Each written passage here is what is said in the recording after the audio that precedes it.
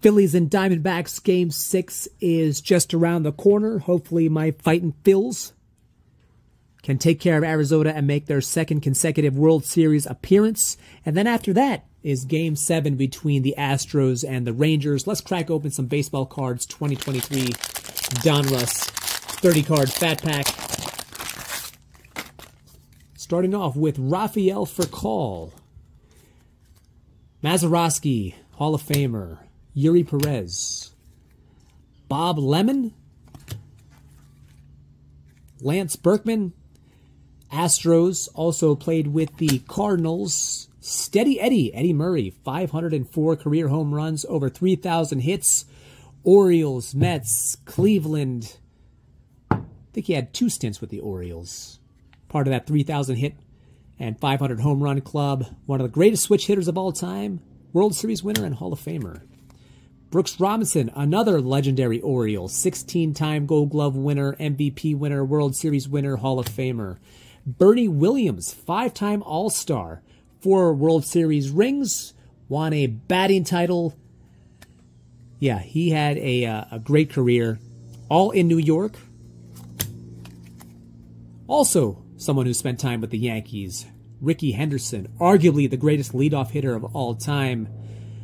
The stolen base leader record holder, played with Oakland 4 times during his career, and in one of those times, the second stint with Oakland is where he won his MVP. Also played for the Mets, the Yankees, Dodgers, Blue Jays, Padres. I'm sure there's some other teams that I'm missing. Yuri Perez, once again, Luis Gonzalez, here he is, featured with the D-backs. Finished his career with just under 600 doubles. In 2001, the D-backs won the World Series, and he had a career year that year. 57 home runs, over 140 RBI, and a .325 batting average. Finished 3rd in MVP voting that year. Emerson Hancock, Austin Wells, the Hit King, Pete Rose, Lou Brock. At one time, he was the all-time stolen base leader. Tom Seaver, one of the greatest to ever do it. Best years were with the Mets and the Reds, but he pitched for some other teams towards the end of his career. He had actually one other stint with the Mets towards the end of his career, but yeah, he was absolutely dominant in his prime.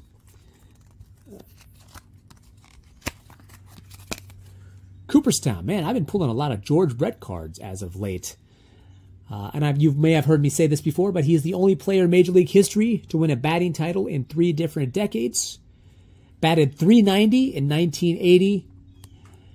His career mirrored that of Robin Yount's, being that they both came into the league around the same time. They both played for one team for over 20 years, and they both retired around the same time. Who had the better career? I would say across the board it was George Brett. He did finish his career with a ring, the higher career batting average, but the one thing that Robin Yount has over George Brett is that Yount has 2 MVPs versus Brett's 1. Termarr Johnson, the Sandman, Mariano Rivera, all-time saves leader, 5-time World Series winner. Jackson Holliday, minor league player of the year. Expect him to make his major league debut sometime in 2024. Pete Crow Armstrong, who did make his debut with the Cubs early this year. He was originally drafted by the Mets, traded within their farm system. I think he had maybe 11 or 12 at-bats with the Cubs. No hits. He did have 1 RBI, but he made some spectacular plays in the outfield with his glove. So watch out for PCA. Carson Williams, Pete Crow once again, Bob Feller, Hall of Famer, Ricky Tiedemann, Taj Bradley, Rays, Jordan Walker, the big unit, Randy Johnson, second on the all-time strikeout list, Cy Young winner, World Series winner, Hall of Famer. And we finish off with Cam Collier, also another bright young prospect in the Reds pipeline. Perhaps he will make his Major League debut in 2024. So that concludes this baseball rip. Thank you so much for watching. Be sure to hit like and subscribe, and have a great night.